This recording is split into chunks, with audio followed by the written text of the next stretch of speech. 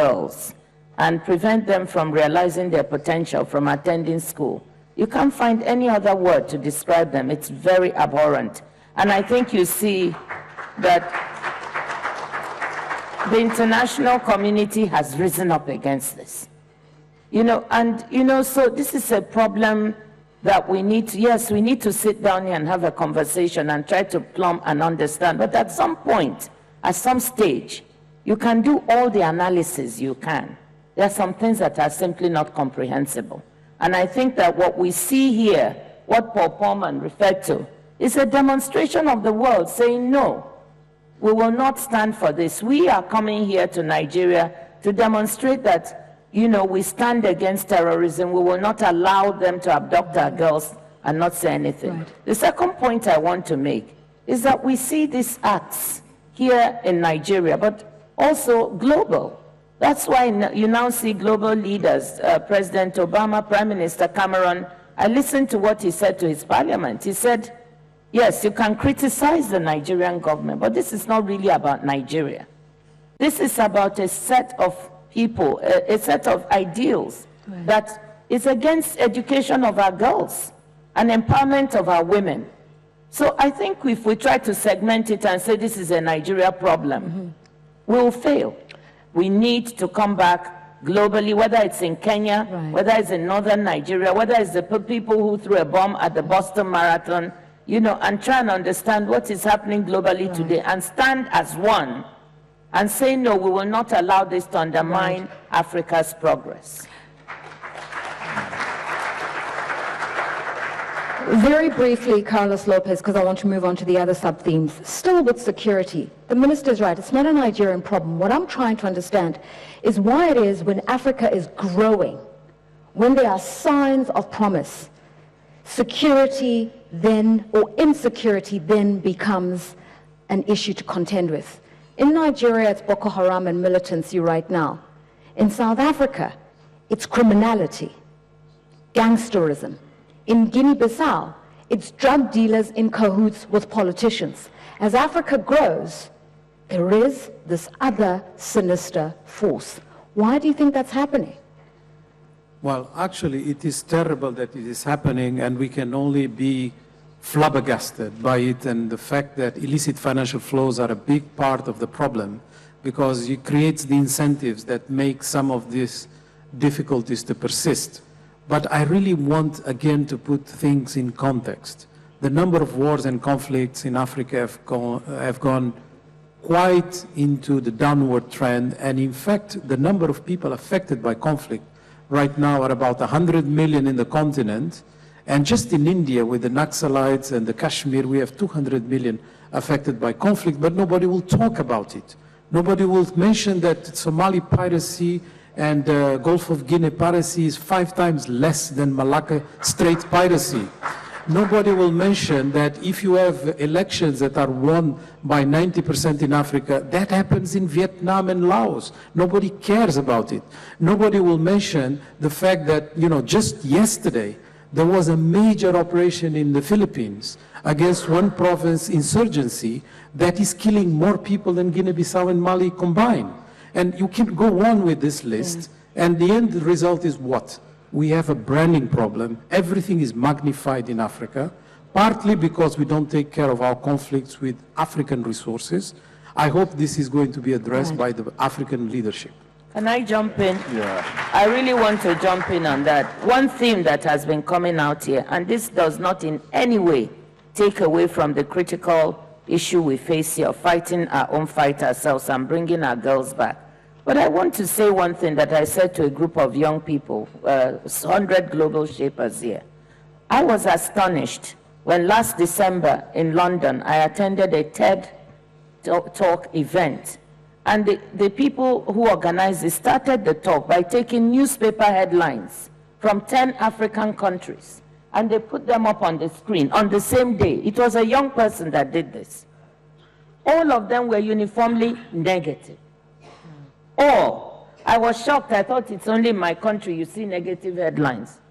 All across on the same day. And the person was asking, how am I, as a young person, supposed to feel Before, we used to accuse people of seeing us as negative, which is what Carlos is saying.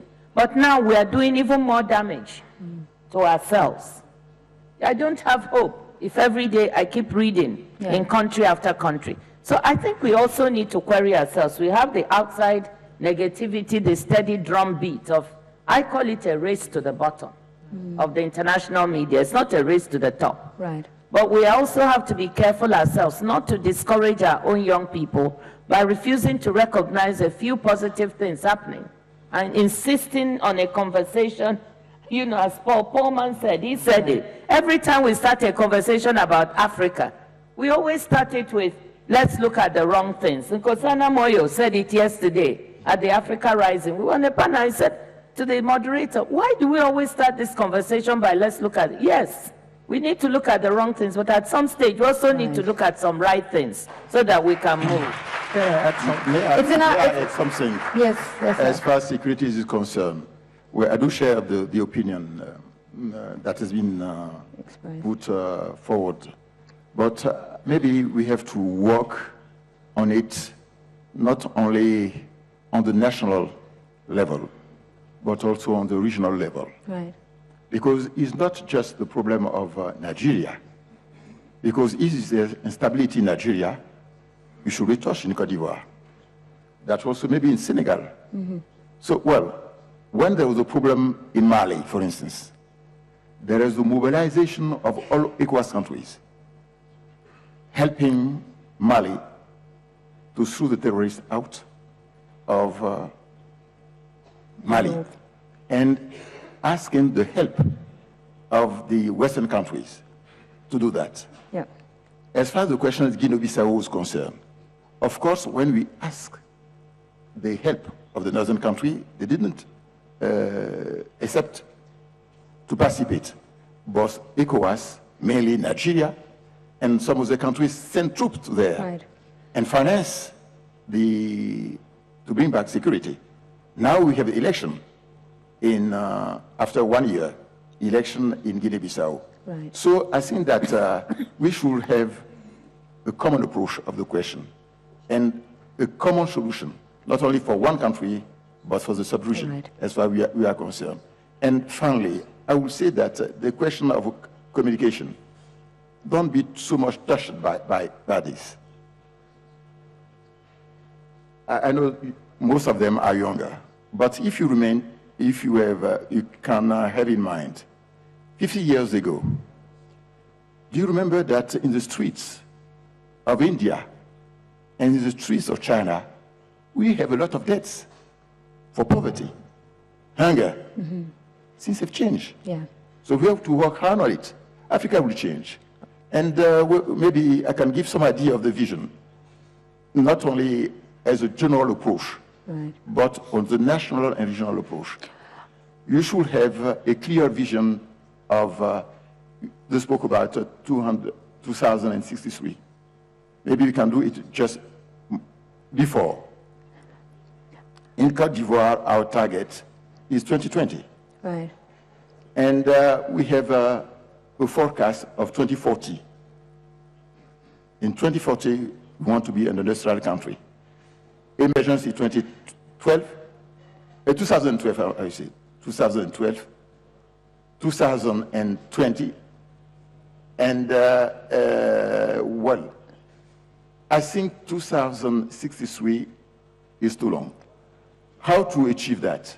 You should have a national vision first, and then you have the will to achieve the vision. Everyone knows that where there is the will, there is a way. So, well, we have to do that. And education, as we mentioned, you should have a critical mass of educated people.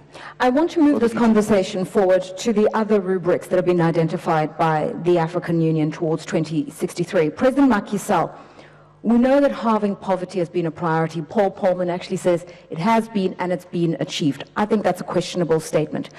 But we have about 7 of the fastest growing countries being in Africa. Yours is one of them. But why do we still have so much poverty? Not just in Senegal, by the way, but across Africa. If Africa's doing so well, why do we have so many people still being left out of the system, left out of the economy? Je vous remercie. Je voudrais